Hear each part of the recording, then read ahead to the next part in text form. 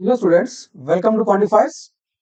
So this is the fourth class of circular arrangements. इससे पहले हम 3 क्लासेस कर चुके हैं जो आपको essential basics of DLR playlist के अंदर मिल जाएंगी, जिसका लिंक हमने डिस्क्रिप्शन में डाला हुआ है। सो this is the fourth class. इसके अंदर भी हम 3 अच्छे सेट्स जो हैं डिस्कस करेंगे इसमें। So let us start with the first one. अब यहाँ दिया गया 8 persons P Q R S T U V W, they are sitting around circular table but not necessarily in the same order. Obvious सी बात है, ठीक है। We know the following additional information. तो यहाँ पे ये इन्फॉर्मेशन यूज करके हमें अब इन 8 लोगों को सर्कल के अराउंड बिठाना है। तो लेट अस सी कि अरेंजमेंट कैसे बन सकता है।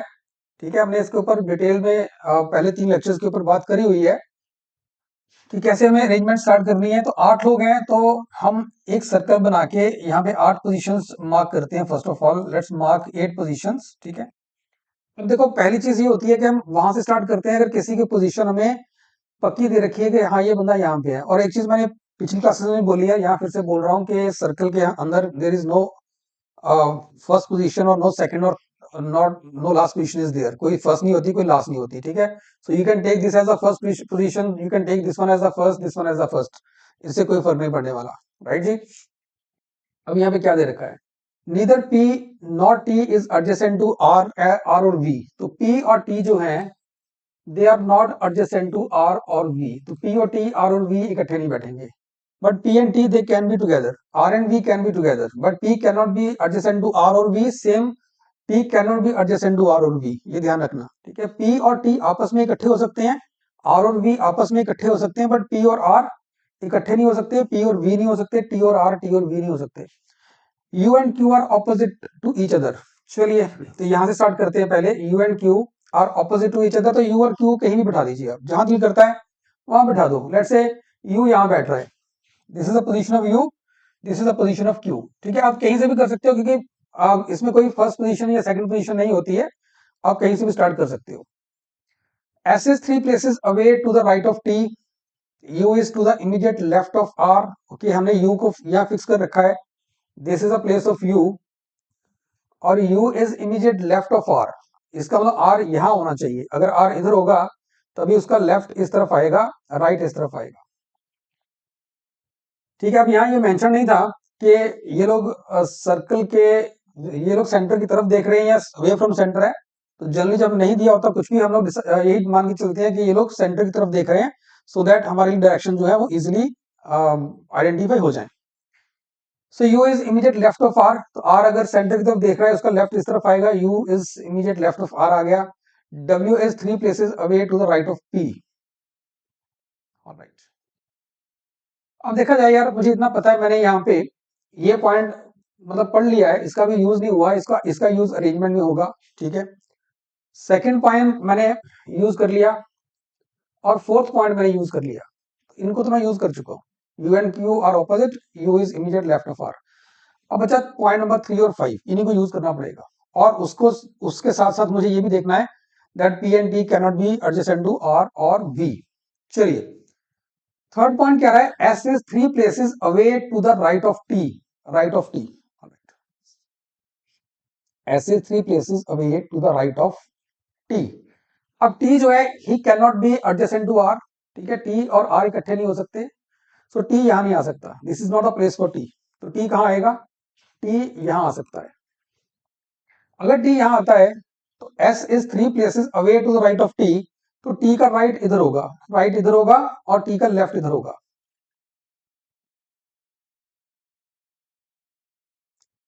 इस केस में T के राइट पे 3 places अवे S है, तो 1 2 3, S यहां आ सकता है।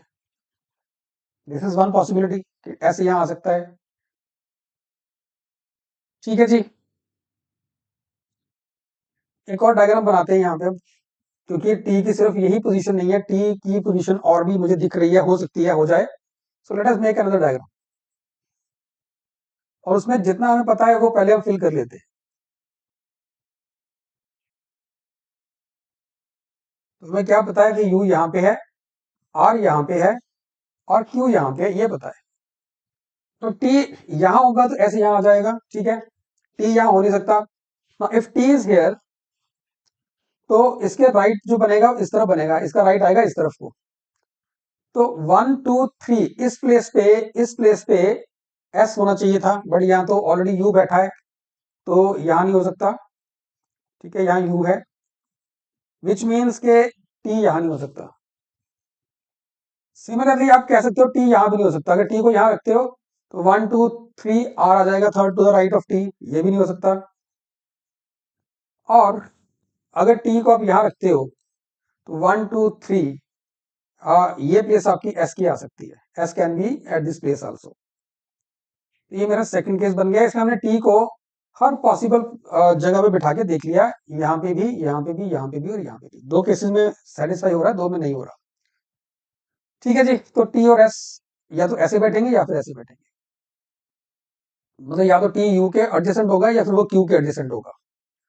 इस पे हमने पॉइंट नंबर 3 भी यूज कर लिया, तो मेरे पास दो केस बन गए। अब पॉइंट नंबर 5 चेक करते हैं। टी और पी ये लोग आर और वी के एडजेसेंट नहीं है, तो टी इसका वी जो होगा वो यहाँ नहीं आएगा ना, वी यहाँ नहीं आ सकता। इस केस में वी यहाँ नहीं आएगा, वी यहाँ होगा या फिर वी यहाँ होगा। चलिए,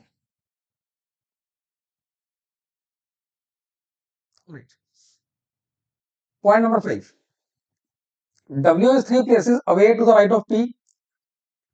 तो P को कहाँ रख सकते हैं, देखते हैं अब यहाँ पे P कहाँ आ सकता है। W is 3 places away to the right of P और P also is not adjacent to R, तो P यहाँ नहीं आ सकता। This is not the place for P ना, P यहाँ नहीं आ सकता, adjacent R हो जाएगा।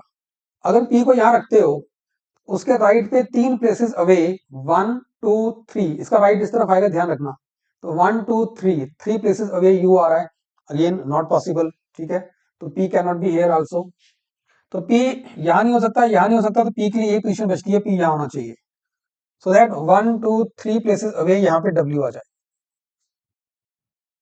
तो एक ही प्लेस बचता है मेरे पास, उसमें कौन आएगा, V आएगा, तो V यहाँ आ जाएगा। तो ये मेरा पहला केस हो गया। सेकंड में चेक करते हैं कि P कहाँ आ सकता है। P is not adjacent to R और V।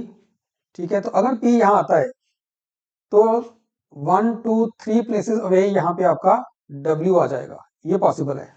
बट अगर आप P को यहाँ रखते हो तो 1 2 3 प्लेसेस अवे U आ रहा है, नॉट पॉसिबल। अगर आप P को यहाँ रखते हो तो 1 2 3 प्लेसेस अवे R आ रहा है, नॉट पॉसिबल। तो P जो है इन दो प्लेसेस पे नहीं आ सकता, यही प्लेस P के लिए बनती है, सो दैट 1 2 3 3 प्लेसेस अवे आपके पास राइट पे W आ जाएगा और V के लिए ये पोजीशन बच जाएगी। सो यार ये दो अरेंजमेंट्स बन रही हैं और इसमें और कुछ ऐसा नहीं दिया हुआ। अच्छा, P and T are not adjacent to R and V, P is not adjacent to R, T is also not adjacent to R or V। Same is true in the first case also, P R और V के बाहर है और T भी R और V के बाहर है। तो अब हमने सारा कुछ यूज कर लिया यार यहाँ पे, और उसके बाद भी मेरे पास यहाँ पे दो केस बन रहे हैं। मतलब ये उस तरह का सेट था जहां पे दो पॉसिबिलिटीज बन रही हैं और दोनों में से कोई भी यहाँ पे रिजेक्ट नहीं हो पा रही है। ठीक है जी, now you can answer these 3 questions.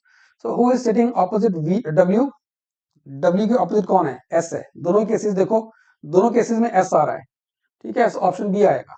Can not B determined तब होता अगर एक ऑप्शन के अंदर, एक केस के अंदर एक पर्सन बैठा होता W के ऑपोजिट और दूसरे में दूसरा बैठा होता, that is not the case here. So who is sitting opposite W, S। Who is sitting to the immediate right of T, immediate right of T देखिए U भी हो सकता है, इस केस में U बन रहा है और इस केस में Q बन रहा है। So it can be T, it can be U और Q। तो U भी हो सकता है, Q भी हो सकता है, A और B दोनों हो सकते हैं, ऑप्शन डी के साथ जाएंगे, can not B determined. If R is sitting immediate left of W, यहां नहीं है ना, सेकंड केस में नहीं है।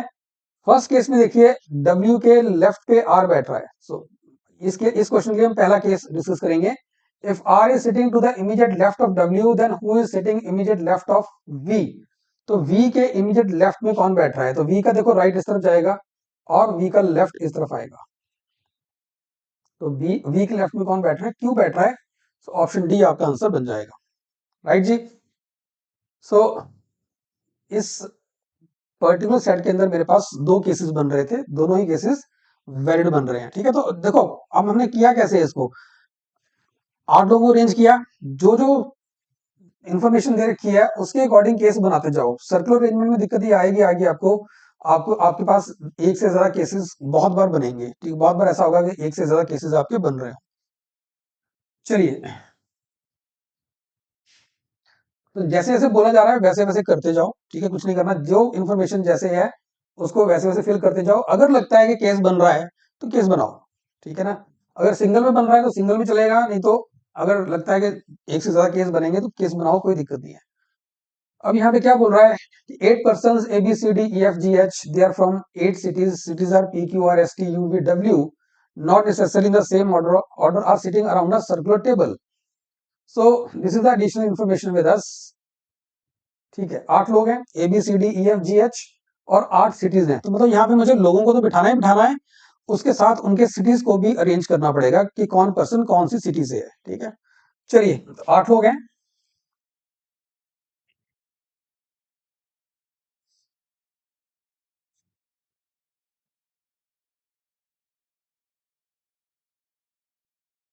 ठीक है जी।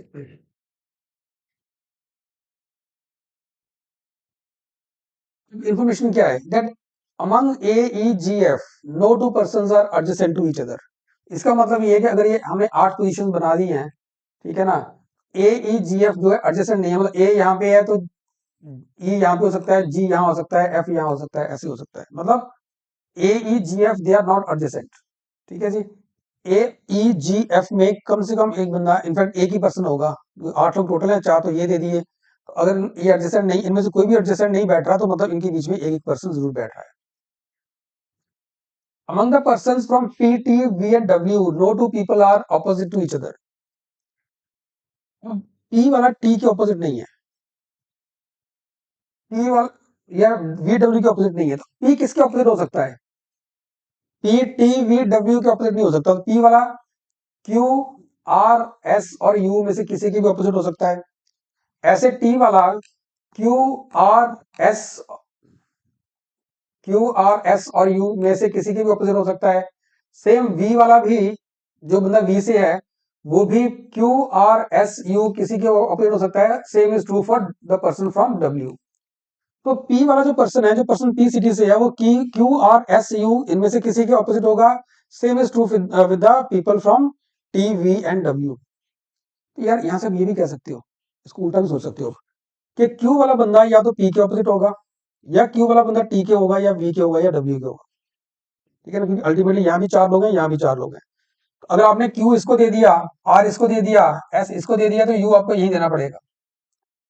बड़ी सीधी सी बात है। इसका मतलब ये है कि अगर PTVW they are not sitting opposite to each other, same is true for the people from QRSU also. QRSU ये लोग भी एक दूसरे के ऑपोजिट नहीं है, ठीक है। तो यहां से ये चीज हम डिड्यूस कर सकते हैं कि अगर P T V और W से लोग आपस में एक दूसरे के ऑपोजिट नहीं बैठे हुए, तो Q R S U से जो लोग होंगे वो भी एक दूसरे के ऑपोजिट नहीं बैठेंगे, ये ध्यान रखना है इसका।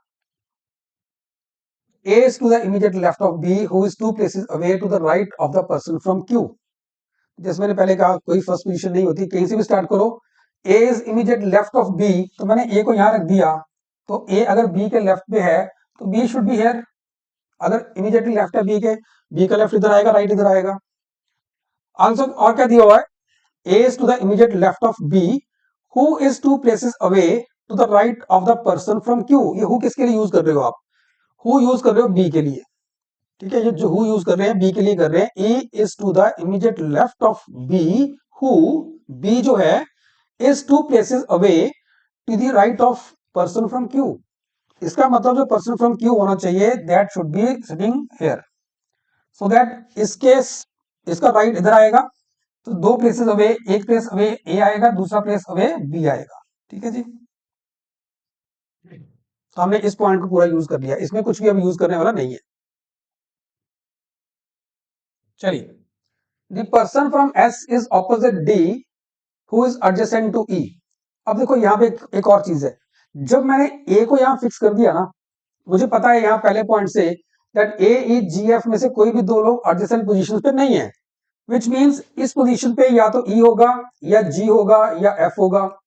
सिमिलरली एक पोजीशन छोड़ के इस पोजीशन पे भी या ई होगा, या जी होगा, या एफ होगा। ऐसे एक पोजीशन छोड़ के इस पोजीशन पे भी ई या जी या एफ में से कोई एक होगा। तो ये 4 पोजीशन तो फिक्स होगी मेरे पास ए ई जी एफ की। ए यहाँ पे है, वन अमंग ई जी एफ यहाँ होगा, वन अमंग ई जी एफ यहाँ होगा, वन अमंग ई जी एफ यहाँ होगा। ठीक है जी, ऑल राइट। मतलब अब सी डी और एच रह गए मेरे पास, उनके लिए यही पोजीशन बचती है, सी डी एच, ये वाली और ये वाली, इन्हीं पोजीशन पे सी डी एच आएंगे। A B C D E F G हो गया। अच्छा, सी डी एच बचे हैं, वो ये 3 पोजीशन पे आएंगे। और क्या दे रखा है? The person from S is opposite D who is from E. Who यहाँ पे किसके लिए है? डी के लिए। तो इसका मतलब डी जो है वो मुझे पता है कि वो ई से है। D sorry, D is adjacent to E, not from E. Who is adjacent to E? My mistake. The person from S is opposite D and D is adjacent to E. चलो ठीक है, देखते हैं कहां बैठा सकते हो डी को आप। अब डी कहां आ सकता है यार? डी के लिए ये पोजीशन है, ये पोजीशन है, या फिर ये पोजीशन है। ठीक है, डी किसके ऑपोजिट है? Person from S is opposite D. Person जो एस से है वो डी के ऑपोजिट है। इसका मतलब डी यहां नहीं आ सकता, this is not a place for D. क्योंकि अगर आप डी को यहां रखते हो, अगर डी इस पोजीशन पे आता है, then D will be opposite to the person who is from Q. He is not opposite to the person who is from S. So D यहां नहीं आ सकता, this is not a place for D. ठीक है, अब D या तो यहां पे होगा या फिर डी यहां होगा। लेट्स सी, अगर आपने डी को रखा यहां पे, this is the person, D यहां पे है ना, D is the person from Q. So the person from S is opposite to D. इसका मतलब ये जो यहां बंदा आएगा, this person will be from S. जो यहां पर्सन आएगा, अगर डी यहां बैठता है, then S is the sorry, person from S is opposite to D. इसका मतलब पर्सन फ्रॉम एस यहां आएगा। अब इसमें दिक्कत क्या आ रही है कि person from S and person from Q, they are sitting opposite. जो हमने पहले यहां बोला है कि अगर पी टी वी डब्ल्यू आपस में ऑपोजिट नहीं है, तो क्यू और एस यू भी आपस में ऑपोजिट नहीं बैठ सकते। So Q will not be opposite to S, क्योंकि पी इनमें चारों में से किसी का ऑपोजिट होगा, टी भी और वी भी और डब्ल्यू भी। So these 4 people will be opposite to P T V W only. So Q and S they cannot be opposite to each other. So D cannot be here also. ये place D के लिए नहीं है। इसका मतलब ये हो गया कि D के लिए सिर्फ ये पोजीशन बचती है, D will be from D यहाँ पे होगा, right? And the person opposite to D is from S. So B जो है that is a person from S. B S से होगा। ठीक है, यहाँ पे S लगा दिया। तो हमने पॉइंट नंबर 4 भी यूज कर लिया, person from S is opposite D। तो पॉइंट नंबर 5 पढ़ते हैं। हम एक एक करके पॉइंट पढ़ते जा रहे हैं, जो दिया वैसे उसको अरेंज करते जा रहे हैं।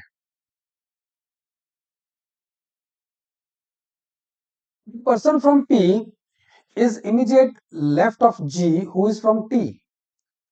सो G यहां पे पता है कि T से है, ये दिख रहा है मुझे। The person from P is immediate left of G who is from T, who is from T। तो G जो है वो T से है।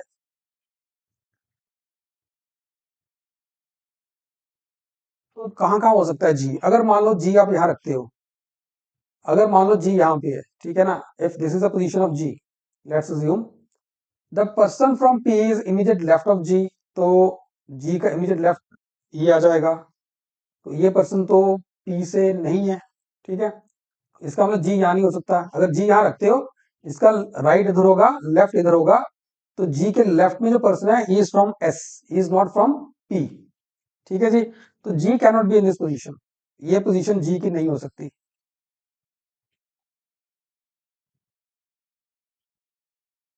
यहां से एक चीज क्लियर हो रही है यार, अगर ये पोजीशन G की नहीं है, इसका मतलब ये पोजीशन अगर G की नहीं है, तो ये पोजीशन या तो E की होगी या फिर F की होगी। ठीक है ना, बट मुझे इतना पता है कि D is adjacent to E। तो D तो यहाँ बैठा है, E यहाँ होना चाहिए या फिर E यहाँ होना चाहिए। मतलब ये पोजीशन E की भी नहीं है, तो ये पोजीशन सिर्फ F की होगी। तो F is a person sitting here, क्योंकि G यहाँ पे हो नहीं सकता, E D के एडजेसेंट है, तो ये पोजीशन सिर्फ F के लिए बचती है। ठीक है जी, अब G जो है वो यहाँ हो सकता है, यहाँ होगा तो उसके लेफ्ट में ये वाला पर्सन जो होगा, अब G अगर यहाँ बैठेगा उसके लेफ्ट इस तरफ आएगा, तो ये जो पर्सन होगा, this person might be from P। ठीक है, और P और Q ऑपोजिट हो सकते हैं, राइट? या फिर ये भी हो सकता है कि जी यहाँ पे हो। अच्छा, अगर जी यहाँ पे होता है, लेट्स अज्यूम कि जी यहाँ पे है, अगर मैं जी को यहाँ लेके चलता हूँ तो पर्सन फ्रॉम लेफ्ट ये वाला हो जाएगा, ये पर्सन भी आपका पी से हो सकता है। ठीक है जी। तो यहाँ पे मुझे पता है ई और जी आएंगे, एफ हमने एडजस्ट कर दिया, यहाँ भी ई और जी ही आएंगे, मतलब जी कहीं भी हो सकता है। अगर जी यहाँ लेके चलते तो ये पर्सन जो है ये पी से हो सकता है, अगर आप जी को यहाँ लेके चलते हो तो D can be from P. तो अभी तक जी हमने एडजस्ट नहीं किया, ठीक है जी, जी का भी पता नहीं है। चलो, इतना समझ आ गया कि यहाँ एफ है ना। सी, अगले पॉइंट पढ़ लेते हैं, 6 point. C who is from W is adjacent to the person from R and V. आपको सी ऐसी प्लेस पे रखना है जिसके एडजेसेंट दो पोजीशंस आपको खाली दिख रही हो। खाली कौन कौन सी दिख रही है? ये नहीं है, ये नहीं है, ये नहीं है, ये पोजीशन खाली है। इसके आसपास ये वाली, अगर सी को यहाँ रखते हो तो ये पर्सन और ये पर्सन आर और वी से हो सकते हैं, ठीक है ना। यहाँ ई और जी है, यहाँ डी है, यहाँ ये है। अगर सी को यहाँ रखते हो, इफ सी इज हियर, तो प्रॉब्लम है। सी कहां से है? C who is from W, C is from W. अगर सी को आप यहाँ रखोगे तो सी क्यू से आता है ना, गिवन है सी इज फ्रॉम डब्ल्यू, तो यहाँ रखोगे सी क्यू से हो जाएगा, नॉट पॉसिबल। तो सी यहाँ नहीं आ सकता, सी यहाँ नहीं आ सकता, सी यहाँ नहीं आ सकता, सी यहाँ नहीं आ सकता, सी यहाँ नहीं हो सकता, तो सी यहीं से होगा, सी यहाँ पे होगा, ठीक है ना। और इसके आसपास के जो लोग हैं, एडजेसेंट जो लोग हैं, वो आर और वी से हैं, और ये खुद डब्ल्यू से है। देखा जाए तो यार हमने A B C D F E और जी लगा दिए, बचा सिर्फ एच। तो ये पर्सन एच से होना, ये पर्सन सॉरी एच यहाँ पे होना चाहिए, H should be in this position, H Q से होगा। अगर एच यहाँ पे आ गया,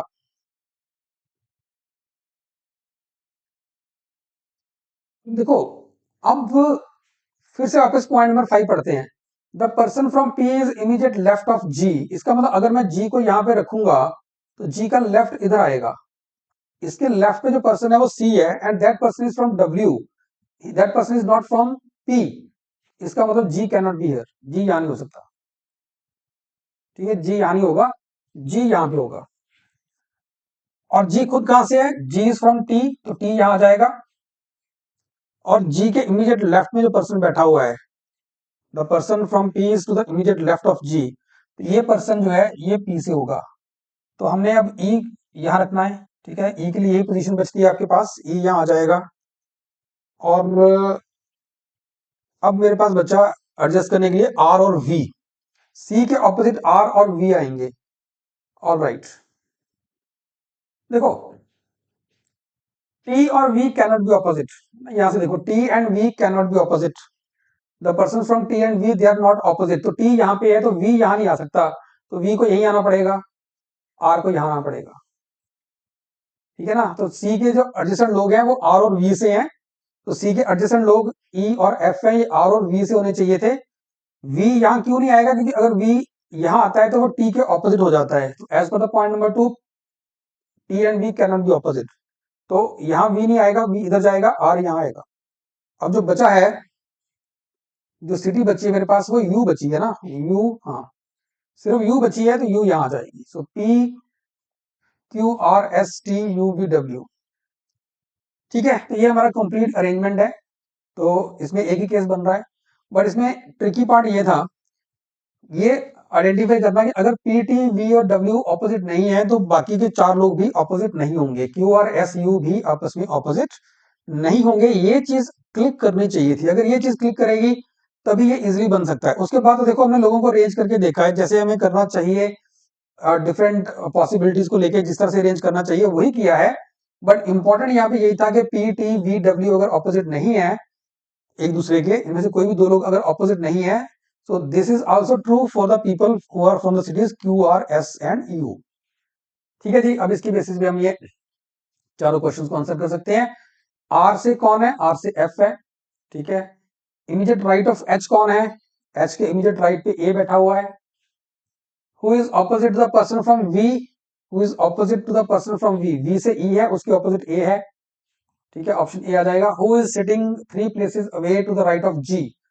राइट ऑफ जी, जी यहाँ पे है तो राइट इसका इस तरफ आएगा, 1 2 3, बी बैठा हुआ है, ऑप्शन ए बन जाएगा,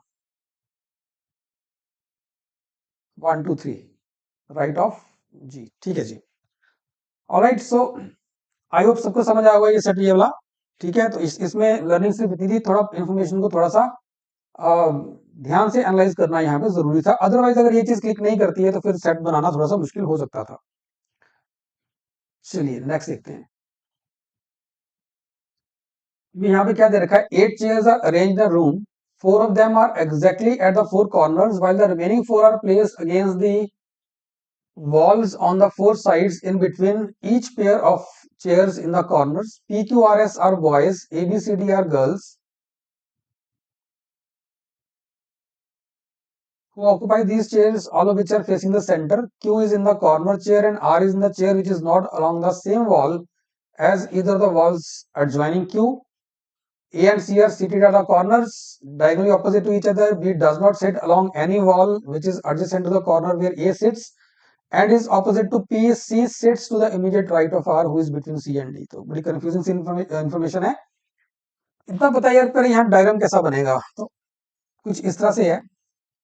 ये मान लीजिए रूम है, ठीक है, तो यहाँ पे टोटल 8 चेयर्स लगेंगी, 4 बॉयज हैं 4 गर्ल्स हैं, girls are ABCD, PQRS are boys,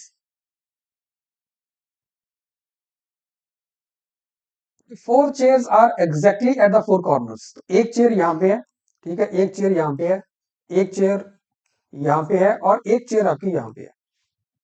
so 4 chairs are along the corners while the remaining 4 are placed against the walls on the 4 sides in between each pair of chairs in the corners। तो बाकी 4 यहाँ पे हैं, एक यहाँ पे है, एक यहाँ पे है, एक यहाँ पे है और एक यहाँ पे। देखते हैं क्या क्या बन सकता है यहाँ पे। Q is in a corner chair।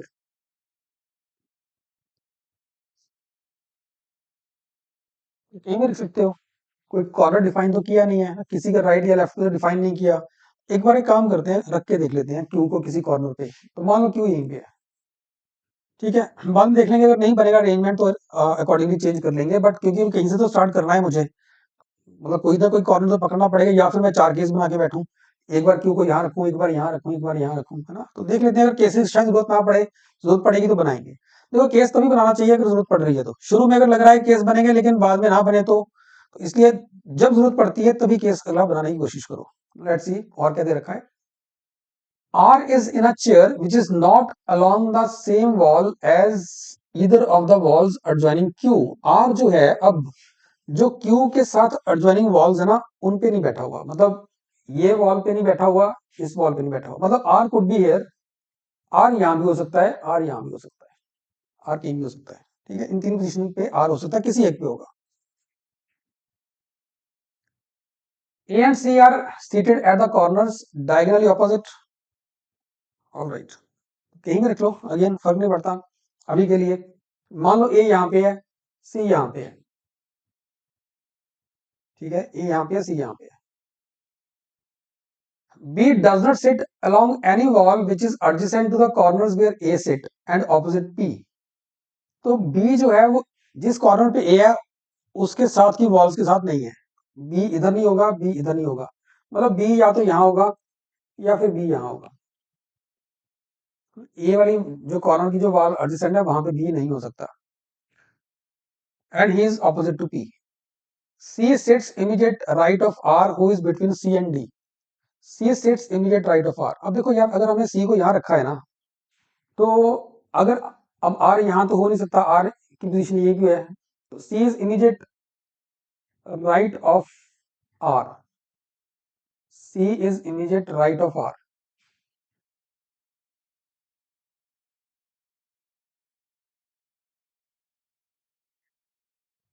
अच्छा, हमने एक चीज गलत तो नहीं की कहीं, नहीं, B यहाँ होगा। Q की बात हो रही थी, Q is in the corner chair and R is in the chair which is not along the same wall as either of the walls adjoining Q। तो R यहाँ हो सकता है, यहाँ हो सकता है, बिल्कुल ठीक है। और राइट, दिक्कत आ रही है यहाँ पे, मैंने कहा था ना कि हमें नहीं पता कि कौन कहाँ बैठ रहा है, तो हमने इस तरह से अरेंज कर दिया, ठीक है ना। अब प्रॉब्लम क्या आ रही है, यहाँ पे अगर इस अरेंजमेंट में देखें प्रॉब्लम ये आ रही है, C sits to the immediate right of R. और मुझे पता है यार आर यहाँ बैठेगा, यहाँ पे बैठेगा, या फिर यहाँ बैठेगा, ठीक है ना। अगर C immediate right of R है तो R should be here, this position should be of R. इसके इमीडिएट राइट पे आर नहीं है, सॉरी सी नहीं है, C should be immediate right of R. R का राइट इधर आएगा, लेफ्ट इधर आएगा, तो सी जो है वो इमीडिएट लेफ्ट ऑफ आर आ रहा है, not immediate right of R. इसका मतलब ये कि हमें हमें क्या करना चाहिए, हमें देखो आर की पोजीशन में डिफाइन की थी विद रिस्पेक्ट टू क्यू, ठीक है ना। तो आर की पोजीशन तो यही हो सकती है तीनों, ठीक है, ये वाली और ये वाली। क्या कर सकते हो आप, सी अब आर के इमीडिएट राइट पे नहीं आ पा रहा, तो आप ए और सी को इंटरचेंज कर दो। A and C are on the corners ना, हमने तो मान के चले थे कि ए यहाँ पे है, सी यहाँ पे है, तो उल्टा करके देख लेते हैं, सी को यहां कर देते हैं, ए को यहां कर देते हैं। अब इस केस में पॉसिबल है that C is immediate right of R, ये आपका ये आर का राइट हो जाएगा। अब इस केस में सी जो है आर के राइट में आ रहा है, ठीक है। अब ये बन गया, अब इसमें अभी तक दिक्कत नहीं आ रही, तो पिछला केस रिजेक्ट हो गया, ये वाला केस आपका बन गया। तो यहाँ पे क्या दिया था, फिर से पढ़ते हैं इसको एक बार के लिए। C is immediate right of R बन गया वो। Who is between C and D, who किसके लिए बोल रहे हैं, आर के लिए, तो R is between C and D, तो डी यहां आ जाएगा, ठीक है, डी यहां आ जाएगा। अब यहाँ पे एक और चीज है, बी यहां नहीं आ सकता क्योंकि आपने ए को चेंज कर दिया ना। अब बी के बारे में क्या लिखा हुआ था, B does not sit along any wall which is adjacent to the corner where A sits। अगर ए यहां बैठ रहा है तो बी इस वॉल पे नहीं बैठ सकता, इधर नहीं बैठ सकता, ठीक है। तो बी कहां बैठेगा, या तो इस वॉल के लॉन्ग या फिर इस वॉल के लॉन्ग। तो इस वॉल के लॉन्ग तो बैठ नहीं सकता, यहाँ तो पूरी चेयर्स तीनों भर चुकी हैं, तो बी के लिए सिर्फ यही बचती है प्लेस, तो बी यहाँ आएगा। And also be is opposite to P. B does not sit along any wall which is adjacent to the corner where A sits and opposite to P. तो P यहाँ आ जाएगा। So this is the place of P. अब बचा कौन, एक ही बंदा बचा मेरे पास, A B C D हो चुकी है, P Q R S बचा है, तो S यहाँ आ जाएगा, ठीक है। S यहाँ आ गया आपके पास, A B C D P Q R S मेरे ख्याल से बन गया। एक बार दोबारा पढ़ लेते हैं एक बार फिर से इसको कि कोई कंडीशन वायलेट तो नहीं हो रही। Q is in a corner chair, R is in the chair which is not along the same wall, ठीक है। A and C are in the corners diagonally opposite, B is not along the wall which is adjacent to the corner where A sits, ये भी ठीक है। And opposite to P, ये भी ठीक है। C is immediate right of R who is between C and D, perfectly okay है, कोई दिक्कत नहीं है, ये मेरा अरेंजमेंट बन गया, ठीक है। अब मैं ये नहीं कह रहा कि यही अरेंजमेंट बनेगा, आप क्यू को इधर की जगह इधर बिठा के देख लीजिए, एक और अरेंजमेंट बन जाएगा, इधर बिठा के देख लीजिए और अरेंजमेंट बन जाएगा, बट उससे फर्क नहीं पड़ने वाला क्योंकि ये सर्कुलर अरेंजमेंट बन रहा है एक तरह से। कहने का मतलब ये है, अगर आपने क्यू को यहां बिठा दिया ना, तो ये सारी की सारी एंटी क्लॉकवाइज इसी तरीके से अरेंजमेंट घूम जाएगी। मतलब अब करके देख लेना, अगर आप क्यू को यहां बिठाएंगे तो यहाँ एस आ जाएगा, यहाँ पे ए आ जाएगा, यहाँ पे पी आ जाएगा, यहाँ पे डी आ जाएगा, यहाँ पे आर आ जाएगा, यहाँ पे सी आ जाएगा, ठीक है, और यहाँ पे आपका बी आ जाएगा। बिल्कुल यही अरेंजमेंट बनेगा, क्लॉकवाइज या एंटी क्लॉकवाइज जैसे मर्जी देख लेना, ठीक है। क्लॉकवाइज या एंटी क्लॉकवाइज अरेंजमेंट यही रहेगा, वो चेंज नहीं होगा, राइट। तो बेसिकली सर्कल ही बन रहा है, सर्कल अरेंजमेंट ही है, इससे फर्क नहीं पड़ता कि आप मतलब कहां से कर रहे हो शुरू। लेट्स सी क्या दे रखे, S must be seated between. अब एस जो है वो ए और क्यू के बीच में बैठा हुआ है, ऑप्शन 3 आ जाएगा। If S and P interchange the positions then who is immediate left of D. अब एस और पी अगर इंटरचेंज करेंगे तो एस यहाँ आ जाएगा, है ना। अब डी यहाँ पे है, डी का राइट इधर है, लेफ्ट इधर होगा, तो डी के लेफ्ट पे कौन आएगा, अगर एस यहाँ आ जाता है, ठीक है ना। अगर एस और पी ने इंटरचेंज करी पोजीशन तो इमीडिएट लेफ्ट ऑफ डी कौन हो जाएगा, डी यहाँ बैठा है फेसिंग द सेंटर, राइट इधर होगा, लेफ्ट इधर होगा, तो एस ही उसके लेफ्ट में होगा, तो ऑप्शन डी बन जाएगा आपके पास। Now, which of the following is not one of the correct arrangements of the corner seat occupant either in the clockwise direction or in the anti-clockwise direction consecutively? Consecutive चाहिए clockwise या anti-clockwise, सिर्फ corner seats की बात हो रही है। Now let's see QADC, देखो QADC बन रहा है, first is possible। AQCD clockwise देखिए, AQCD बन रहा है, clockwise ये बन रहा है। DAQC clockwise, D A Q C ये भी बन रहा है, डी क्यू ये नहीं बनेगा because D and Q R diagonally opposite, ठीक है, तो ये नहीं बनेगा, तो this is not the possible arrangement, option 4 आपका आंसर बन जाएगा। सो स्टूडेंट्स इस सेशन के अंदर हमने 3 सेट्स किए हैं सर्कुलर अरेंजमेंट्स के ऊपर, ऑल दो बेसिक है लेकिन फिर भी जो सेट्स हैं वो अंडरस्टैंडिंग पॉइंट ऑफ व्यू से अच्छे सेट्स हैं, आप इनको जरूर अटेम्प्ट करिएगा दोबारा से एक बार फिर से, ठीक है। इस सेशन में मेरी तरफ से इतना ही है, इसके बाद एक दो सेशन हमने और प्लान करे हुए हैं, वो भी उनके वीडियोस भी जल्दी अपलोड हो जाएंगे। Thank you.